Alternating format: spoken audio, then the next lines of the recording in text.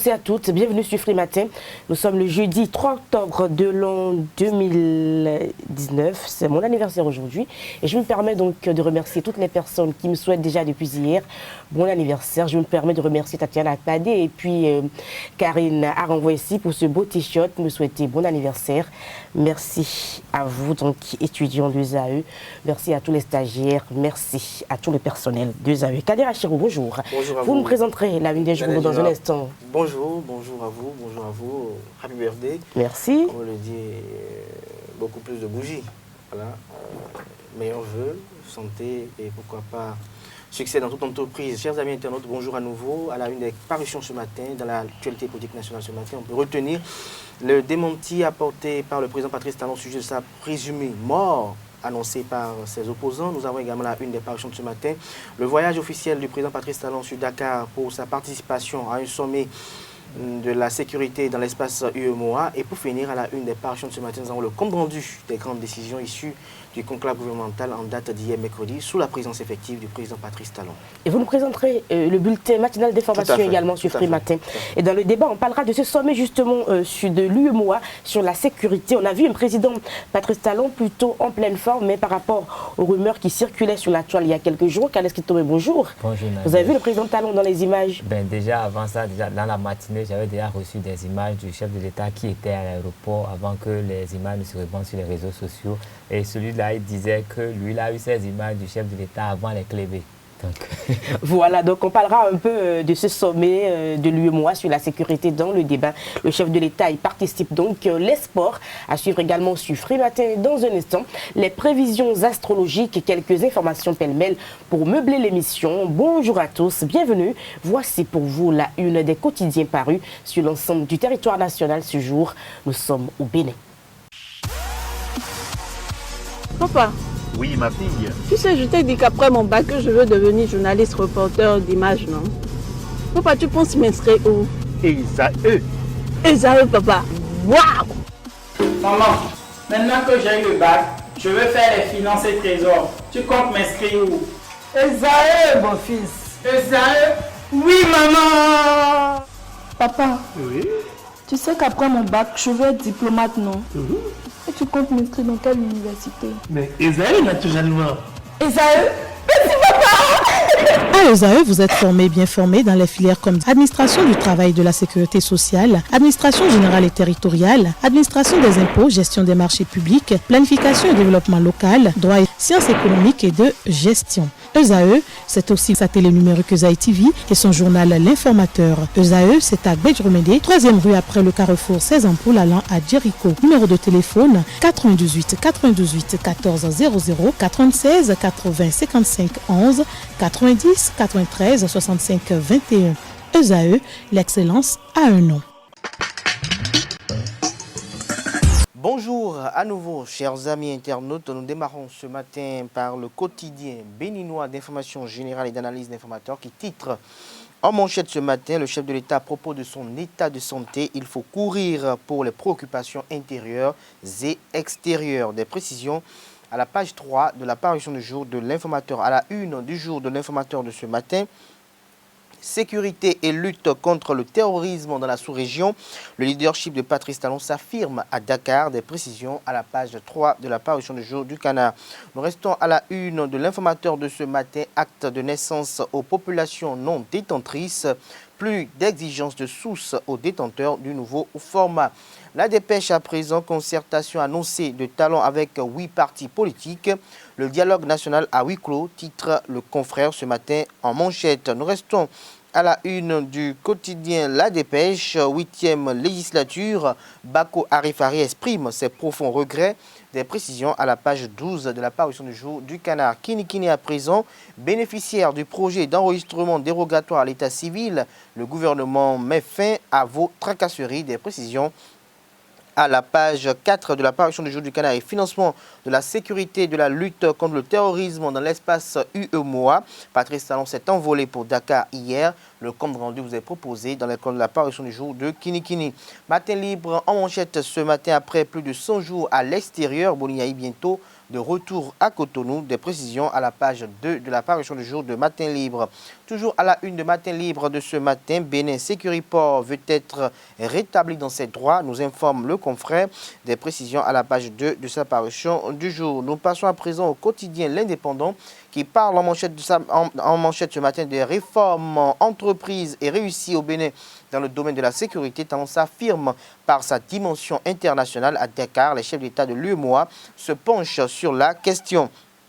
Toujours à la une de L'Indépendant de ce matin, après l'obtention du récépissé définitif des forces courues pour un Bénin émergent, Thomas Boniaï, seul président d'honneur légal du parti politique, Paul Rompet, Théophile Yarou, engagé pour une participation active des Corées à la vie politique nationale. Monde 7 Info à présent.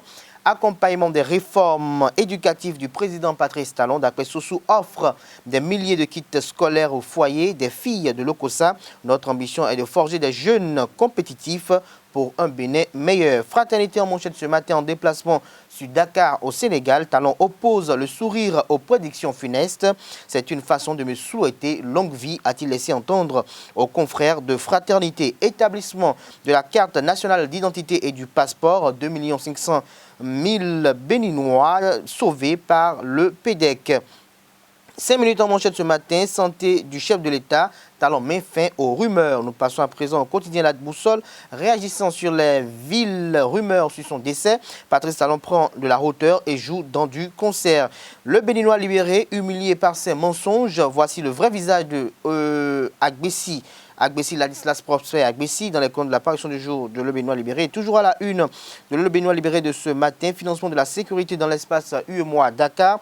Talon tue la rumeur sur sa vraie fausse mort et se rend au Sénégal. Nous passons à présent au quotidien national d'information, La Nation qui titre en manchette ce matin, réunion sur le financement de la sécurité dans l'espace UEMOA, le président Patrice Talon reçu par son homologue Macky Sall. Des précisions à la page 3 de la parution du jour du Canard. Toujours à la une du quotidien de service public La Nation, vallée de l'Ouémé, terre et ressources en eau sous forte pression. Le challenge en manchette ce matin, réaction du chef de l'État à propos des rumeurs sur son décès. Je n'ai pas appris, mais c'est peut-être une manière pour me souhaiter longue vie, a-t-il laissé entendre aux confrères. Nous restons à la une de Le Challenge, Conseil des ministres de mercredi 2 octobre 2019. Plusieurs nominations au ministère de l'Agriculture, des Affaires sociales et de la Culture. La cloche titre ce matin à la une, Conseil des ministres, 13 nominations dans 3 ministères. Le pays émergent annoncé comme mort sur les réseaux sociaux. Patrice Talon réapparaît chez Macky Sall au Sénégal. Le matinal, rejet des actes de naissance du PEDEC par l'administration. Le gouvernement met fin à la souffrance des citoyens. Participation du président Patrice Talon à une réunion sur le terrorisme à Dakar. Patrice Talon mandaté par l'espace économique et monétaire ouest africaine. L'économiste, gestion de carrière sportive et artistique au Bénin, le métier peine à prendre faute de professionnels de qualité. Info Plus, évaluation diagnostique après Karimo Kakpo suspend les enseignants ACE boycotteurs. Nous mettons un terme à la une des journaux de ce matin avec le quotidien L'Afrique en marche qui titre ce matin en manchette présumé décès du chef de l'État, Talon met fin à la polémique. Le professeur Tomiti se désole et pose 3 questions dans les colonnes de la parution du jour du Canard, précisément aux pages 3 et 12. Les quotidiens béninois sont disponibles dans les kiosques au prix de 300 francs CFA. Vous les avez aussi et surtout en ligne. Nous restons avec Kader Achirou pour le bulletin matinal d'information sur Free Matin. Le chef de l'État béninois s'est rendu au Sénégal ce mercredi après-midi. Cette visite entre dans le cadre de sa participation à la réunion du comité de haut niveau sur le financement de la sécurité dans l'espace UEMOA. À son arrivée, il a été accueilli à l'aéroport Léopold Sédar Senghor par le ministre d'État Madior Fall. Patrice Talon a été reçu ensuite par le président sénégalais Macky Sall au palais de la République pour un tête-à-tête. La séance hebdomadaire du Conseil des ministres s'est tenue hier mercredi 2 octobre 2019 sous la présidence effective du président Patrice Talon. D'importantes décisions ont été prises.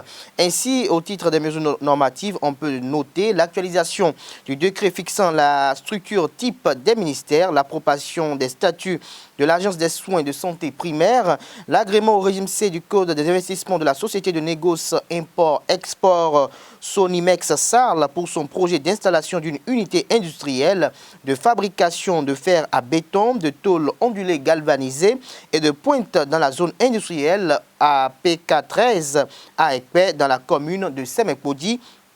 Puis, au titre des communications, compte rendu d'étape du processus de l'enregistrement dérogatoire à l'état civil et au titre des mesures individuelles, nous avons des nominations au ministère de l'Agriculture, de l'Élevage et de la Pêche, au ministère des Affaires sociales et de la Microfinance et au ministère du Tourisme, de la Culture et des Arts. Le parti du Renouveau démocratique PRD a tenu son université de vacances le week-end dernier sous la direction de son président, maître Adrien Hungbeji. Les issues de cette assise politique ont propulsé une fois encore ce parti politique et son président au devant de la scène politique nationale. Adrien Hungbeji est un grand acteur politique béninois et qui a contribué à l'enracinement des acquis démocratiques. À suivre dans un instant un élément portrait qui retrace le parcours atypique de l'homme. Né le 5 mars 1942 à Aplaroué, Adrien Hungbeji est un acteur charismatique et emblématique de la vie politique béninoise. Il est le président fondateur du Parti du Renouveau démocratique PRD. Docteur d'État en droit de la faculté de droit de Paris en 1967, major de l'École nationale de la magistrature française la même année, il exerce brièvement en qualité de procureur de la République près le tribunal de Cotonou. Il s'inscrit au barreau de Cotonou dès 1968 où il dirigea un important cabinet d'avocats. En mars 1975, il est condamné à mort par un tribunal révolutionnaire pour avoir pris la défense d'un opposant au régime du Parti de la Révolution populaire du Bénin, PRPB, dirigé par le général Mathieu Kérékou. Il s'évade de prison quelque temps après et s'exile en France, puis au Gabon, où il exerce de nouveau sa profession. Rentré au Bénin en 1990, à l'occasion du changement politique et de la conférence des forces vives de la nation, dont il est l'un des promoteurs, il s'engage dans l'action politique en créant un parti politique baptisé le Parti du Renouveau démocratique, PRD, et considéré depuis lors comme l'un des principaux animateurs de la vie politique nationale. Élu député, il devient président de l'Assemblée nationale en juin 1991. En 1996, il est nommé Premier ministre, chargé de la coordination de l'action gouvernementale et des relations avec les institutions, porte-parole du gouvernement par le président Mathieu Kérékou, élu démocratiquement au poste de chef d'État. Il est réélu président de l'Assemblée nationale en 1999. En 2015, il est élu pour la troisième fois président de l'Assemblée nationale du Bénin. Au cours de ces deux précédents mandat de président de l'institution parlementaire, il a été élu successivement président de l'Association internationale des parlements de langue française AIPLF et coprésident de l'Assemblée parlementaire Afrique, Caraïbes, Pacifique, Union européenne ACPUE, Grand Croix de l'Ordre national du Bénin, commandeur de la Légion d'honneur, Grand Croix de l'Ordre de la Pléiade, médaille d'or du Forum de Crans-Montana sont entre autres quelques-unes des grandes distinctions du vénérable et respectable Adrien Hungbeji. Aussi, il est membre de l'Académie des sciences d'outre-mer. Passionné des nouvelles technologies, de l'information et de la communication et de leur impact sur la société, il crée le 10 août 2017, avec sa fille Brigitte, la Fondation Adrien Hungbeji pour le numérique et la jeunesse, afin de soutenir la promotion des technologies de l'information et de la communication au Bénin et dans l'espoir de contribuer à faire de son pays, autrefois surnommé le quartier latin de l'Afrique, le quartier numérique de l'Afrique. Il est l'auteur de l'ouvrage « Il n'y a de richesse que d'hommes », édition de l'Archipel, octobre 2005. Aussi, il a lancé officiellement et dédicacé le samedi 30 mars 2019 à Golden Tulip Hotel de Cotonou son autre ouvrage intitulé « La liberté au cœur, le temps des semailles » publié aux éditions L'Archipel à Paris. Dans cet essai autobiographique, Maître Adrien Hungbeji retrace ses souvenirs d'enfance et de jeunesse, le début de sa carrière politique et évoque les tribulations l'ayant conduit en exil et plusieurs affaires devenues célèbres. Il a été plusieurs fois candidat malheureux aux élections présidentielles au Bénin. Sa culture d'homme de paix reste gravée dans la mémoire collective des Béninois. Son attitude suite à la proclamation du chaos controversé et contesté de 2011 en est un exemple parmi tant d'autres. Très attaché au PRD, Adrien Hungbeji a marqué la vie politique béninoise et continue de le faire. Le Bénin organisera les 30 et 31 octobre prochains la deuxième édition de la Journée mondiale de l'épargne. En prélude à cette célébration de grande envergure, les responsables en charge de l'organisation de cet événement ont tenu dans l'après-midi du mardi 1er octobre 2019 une conférence de presse pour annoncer les couleurs de cette édition, notamment les grandes innovations. C'était en présence de plusieurs responsables d'institutions financières du Bénin et des journalistes de la presse nationale et internationale. Pour plus d'explications à cet effet, je vous invite à suivre Armel Alavop, président du comité d'organisation, au micro de nos reporters. La Journée mondiale de l'épargne est une initiative donc, des caisses d'épargne de 29 pays européens. Et depuis 1924 que l'initiative est née, la toute première célébration a eu lieu le 31 octobre 1925. Et donc, disons, cette année, ça fait la 95e édition de la Journée mondiale de l'épargne qui est célébrée au plan mondial. Mais au Bénin, nous sommes à la 2e édition pour l'avoir célébrée l'année dernière, autour du thème, bien entendu, la culture de l'épargne à l'aide du digital. Cette année, le thème retenu, c'est l'épargne, pierre angulaire de l'inclusion financière. Alors, donc, il est important pour nous de partager l'information avec vous et de vous donner les éléments qu'il faut pour pouvoir préparer des communications et partager avec les populations. Nous voulons faire de la Journée mondiale de l'épargne au Bénin une activité ou un événement bien connu, un peu comme la Journée internationale de la femme. Quand vous demandez à n'importe qui le 8 mars, tout de suite, il vous dit c'est la Journée internationale de la femme. Mais le 31 octobre n'est pas vraiment connu des populations. Et donc, on veut suffisamment communiquer autour de cette activité-là. Et c'est pour cela que, il n'y a pas longtemps, je crois le 6 août dernier, on a lancé une campagne de communication autour de l'événement et qui a eu pour slogan « Épargner au Bénin pour mon avenir, oui, c'est possible ». Et là, on est en train de donner un point de presse toujours par rapport au même événement. C'est pour dire que nous voulons vraiment communiquer, nous voulons vraiment partager l'information pour que les populations puissent avoir cette information.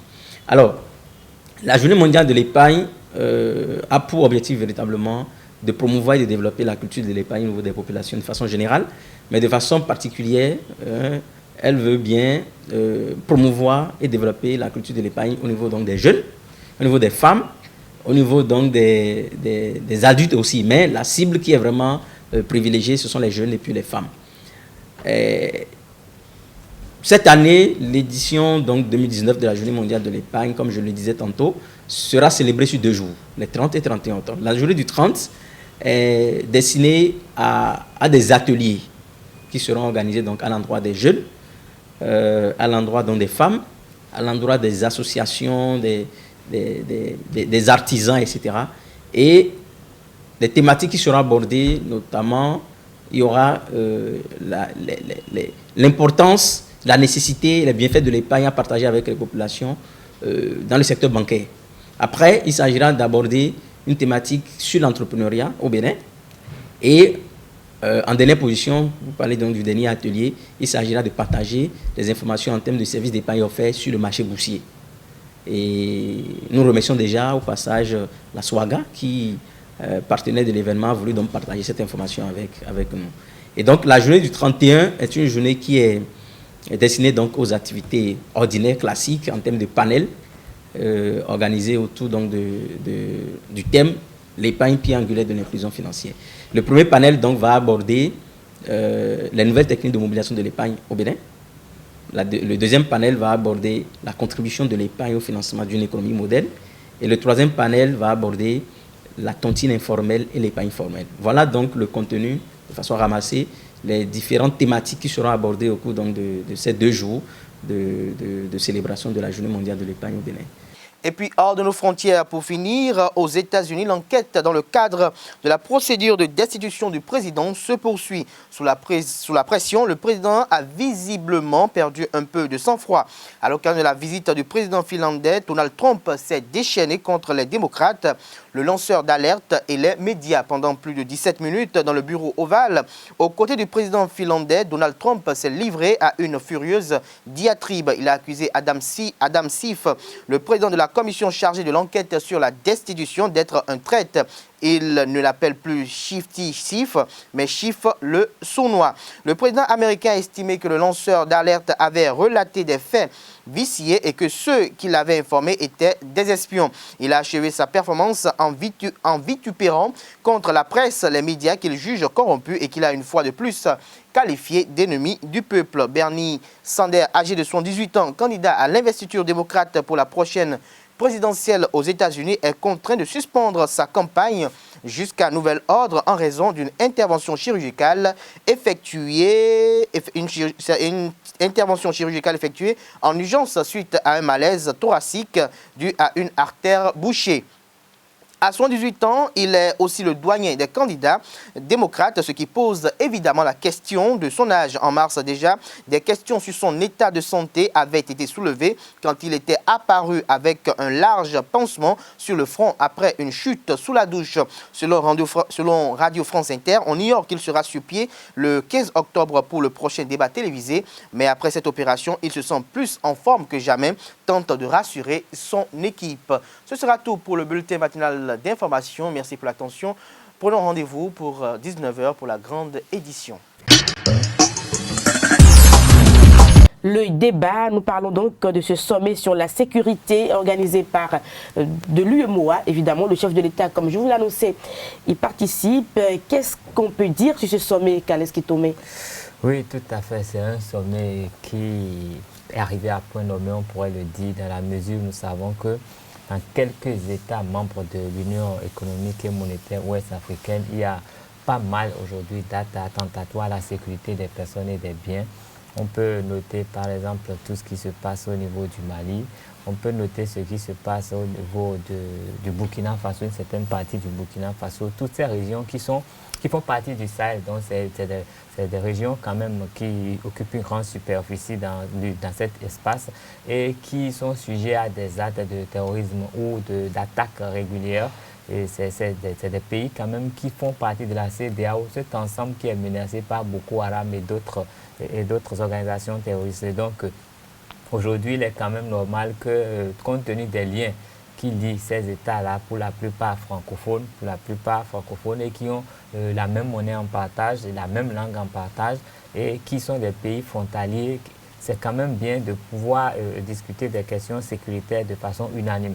Parce que, vous savez, il y a eu des enlèvements au Bénin, mais il n'y a pas forcément des actes répétés de terrorisme au Bénin. Ça veut dire que le terrorisme qui sévit peut-être au nord du Burkina Faso peut parfois venir frapper dans les pays qui se disent beaucoup plus calmes ou beaucoup plus en sécurité. Et donc, il est intéressant d'envisager la question sécuritaire de façon globale et d'essayer de circonscrire quand même les zones d'insécurité et peut-être de confiner ceux qui pourraient s'adonner à ce genre d'activité dans l'espoir d'éradiquer toutes les menaces que ces personnes-là représentent. Et donc, je crois que c'est assez responsable de la part des chefs d'État de l'UEMOA d'organiser un sommet pour vraiment prendre des résolutions dans ce sens. Mais nous savons que généralement, quand on parle de sécurité, il y a des sommets, mais après, c'est les fonds pour mettre en œuvre les décisions qui ont été prises qui posent problème. Et donc, nous espérons que chacun de ces États mettra quand même la main à la poche. Parce que déjà au niveau de la CEDEAO, nous savons qu'il y a souvent des problèmes, mais généralement c'est le Nigeria qui prend les devants. Et aujourd'hui, avec les questions monétaires qui fait que le Nigeria commence à montrer des signes, déjà la fermeture des frontières, c'est un signe de mécontentement du Nigeria. Il faudrait que les autres puissent quand même s'organiser et financer au moins en partie leur sécurité en attendant d'espérer que de l'argent vienne d'ailleurs. Parce que généralement, l'argent vient d'ailleurs. Quand l'argent vient d'ailleurs, c'est avec des conditions. Et ces conditions font que la sécurité n'est jamais totale. On peut observer aujourd'hui au Mali. C'est vrai que la force Barkhane est là et tout, mais on sait qu'il y a une zone du Mali où l'insécurité règne, où personne ne peut parler et les forces maliennes ne peuvent même pas aller au-delà des lignes qui ont été tracées. Donc il revient pour des questions de souveraineté que nos États puissent quand même mettre les finances qu'il faut pour essayer de sécuriser autant que possible l'espace monétaire que nous disons stable jusque-là. Kadir Achirou, on a vu un chef d'État plutôt en pleine forme qui participe à ce sommet. Oui, je crois que le président Patrice Talon est en pleine forme. Déjà, hier après-midi, au niveau de l'aéroport international Cardinal Bénandin-Gantin de Cotonou, on a pu l'apercevoir lorsqu'il voulait prendre le vol. Et donc, on peut noter un chef d'État qui est plus ou moins préoccupé par les urgences de l'heure, comme on l'a rapporté dans les journaux ce matin, par rapport aux préoccupations internes et extérieures. Et donc, c'est un véritable camouflet pour ceux qui se disent opposants politiques au pouvoir en place et qui, même vidéo à visage découvert, on lui a annoncé la mort du président Patrice Talon. Je crois que c'est un acte méchant, c'est un acte inhumain. Penser la mort sur un être vivant semblable comme soi pour des questions de gouvernance je crois que les problèmes sont ailleurs. Et j'espère que ce feuilleton auquel nous avons assisté depuis 2 semaines, parce qu'il y avait eu un conseil des ministres, il y a cela, l'avant-dernier conseil des ministres, où il y avait eu, ça a été le conseil des ministres pratiquement le plus long que moi j'ai quand même vu. Et les uns et les autres ont estimé que ce conseil des ministres a été présidé en l'absence du président Patrice Talon, parce qu'il serait dans un avion médicalisé, parce qu'il serait pas du tout en forme. Alors que dans le même temps, il y a eu un séminaire gouvernemental qui a été entamé, des actions cruciales qui ne peuvent pas être effectives en l'absence du chef de l'État, chef du gouvernement, qu'est le président Patrice Talon jusqu'à nouvel ordre aujourd'hui au Bénin. Et donc, l'inertie mentale a poussé certaines personnes à ne pas vouloir voir clair dans cette histoire. La polémique s'est enflée, les uns et les autres ont dit ce qu'ils pouvaient dire, estimant que c'est le décès et qu'on a même vu, on a pressenti sur les réseaux sociaux Romuald Wadagne pour assumer l'intérim. Aujourd'hui, je crois que la polémique, elle est finie. Patrice Talon va bien. Je me rappelle très bien encore hier soir, quand la vidéo de l'aéroport a circulé, on a encore dit non, c'était une fausse vidéo, que c'est une ancienne vidéo, c'est un ancien voyage officiel du chef de l'État. Mais il a fallu, dans la soirée, qu'on arrive à voir les images du président Patrice Talon avec son homologue Macky Sall, qu'on arrive à aller voir sur le site de la présidence sénégalaise, qu'on ait compris véritablement que, en fait, c'est pas du leurre, c'est de la réalité. Donc, l'idéal serait que tous les Béninois, qu'on soit mouvancier ou opposant, l'idéal serait qu'on soit opposé par des questions de gouvernance et non pour des questions de personnes. Et donc, dans cette philosophie, nous devons avoir à l'esprit que le décès du président Patrice Talon ne serait pas du tout avantageux pour la stabilité du pays, qu'elle soit économique ou même sociale. Donc, l'idéal pour chacun de nous, c'est de prier pour que Patrice Talon puisse finir son mandat en bonne et parfaite santé. Voilà. Exactement. Donc, on va suivre un peu tout ça de près pour faire le point aux amis internautes. Merci à vous, Carles Ketomé, Kadira Chirou. Merci. C'était le débat sur Free Matin. Nous passons au sport et aux prévisions astrologiques. Les sports sur Free Matin, préparation saison 2019-2020, match amical US Craqué contre ESAEFC. On en parle. Bonjour, Larios Adiagbenon. Oui, bonjour Nadège et heureux anniversaire à vous. Merci beaucoup.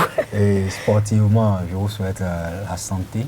Merci. La santé et que l'Esprit Saint vous accompagne ou vous accorde cette dent. Merci beaucoup. Amen. Merci Jean-Rousseau. Et nous retournons au stade Saint-Louis Stadium de Craqué où les universitaires ont affronté hier, comme vous le disiez tout à l'heure, l'Union sportive de Sémé-Craqué en amical.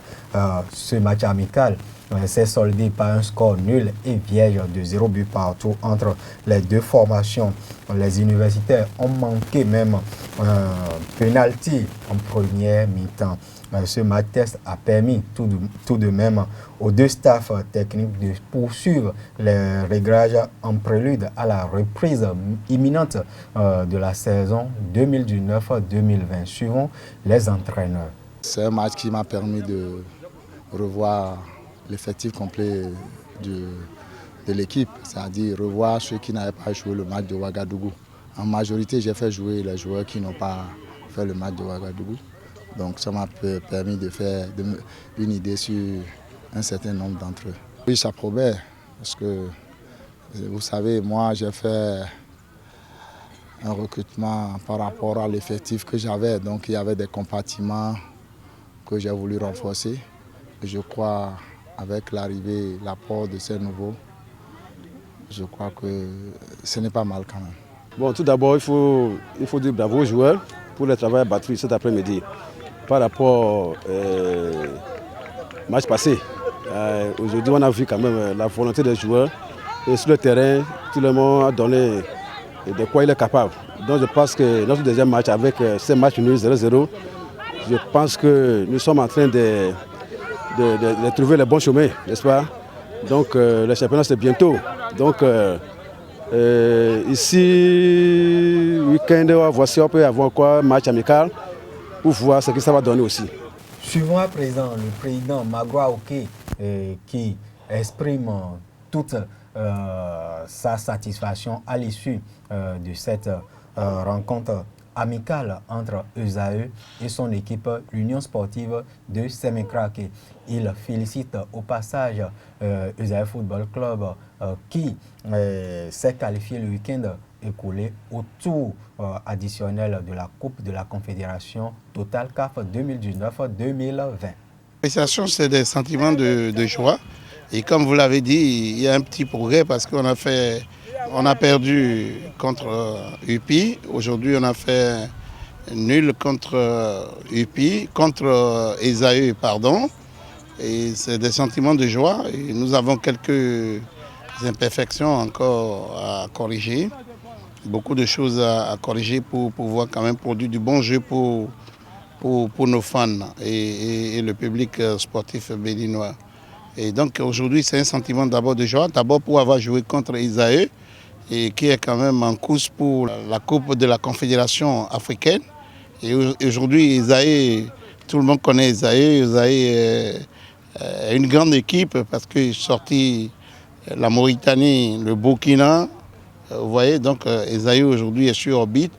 Donc c'est un sentiment de joie pour nous pour avoir fait match nul contre Esaü. On peut donc s'égaler à Esaü désormais et pourquoi pas aller loin. C'est d'ailleurs l'objectif, on veut aller vraiment loin cette fois-ci.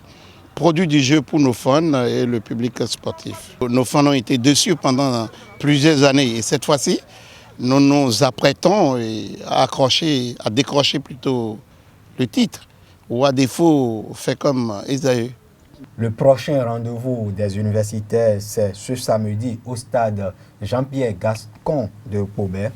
Ils affrontent la jeunesse sportive de Pobert GSP pour leur troisième match de préparation en prélude à la reprise du championnat national de première division. Et pendant que le président Patrice Talon est au Sénégal, à Dakar, nous parlons du Sénégal dans les sports. Coupe de l'UFOA, Union des fédérations ouest-africaines de football, Sénégal 2019. Les écureuils locaux jouent les Lions de la Teranga en quart de finale ce soir. Effectivement, Nadège, il faut simplement dire que les écureuils tombeurs des Guinéens au premier tour croisent le chemin ou se dressent devant les autres sénégalaises pour un remake du premier quart de finale de la dernière Coupe d'Afrique des Nations Égypte 2019. Il y aura donc une revanche plutôt à prendre par les coéquipiers de Nabil Yarou. Ce soir, le coup d'envoi de la rencontre sera donné à 21h, heure béninoise. Les autres quarts de finale vont se disputer demain et samedi. Des nouvelles de l'athlétisme, les mondiaux avec Odile Aronwanou à Dora. La championne d'Afrique de l'heptathlon a terminé la première journée du concours avec 3778 points au compteur et elle se classe à la 7e position sur 20 concurrentes. Et aujourd'hui, elle va boucler ce concours avec le saut en longueur, le lancer et le javelot. On lui souhaite beaucoup de courage pour qu'elle puisse nous ramener au moins une médaille, quelle que soit la couleur. En tout cas, elle a la rage de vaincre et de gagner. Oui, oui. Et elle est en bonne position pour peut-être faire quelque chose lors de ces mondiaux, je vais dire, d'athlétisme 2019 à Doha. Et il faut préciser qu'elle est en quête d'une qualification pour les Jeux Olympiques Tokyo 2020. Et là-bas, où les minima à réaliser, c'est 6400 points. Elle en a déjà réalisé 6200. Donc, elle est passée juste à côté d'une qualification à ces Jeux. Donc, cette journée, on lui envoie, je vais dire, toutes nos énergies positives. Afin qu'elle puisse atteindre ce seuil des 6400 points. Merci à vous, Larios Adjak-Benon. Merci à tous les internautes pour l'attention. On va mettre un thème à Frimatin de ce jour. Merci encore à Tatiana Kadi et à Karina Ronvo ici pour ce joli t-shirt. Portez-vous bien, au revoir et à demain pour un autre numéro de Frimatin.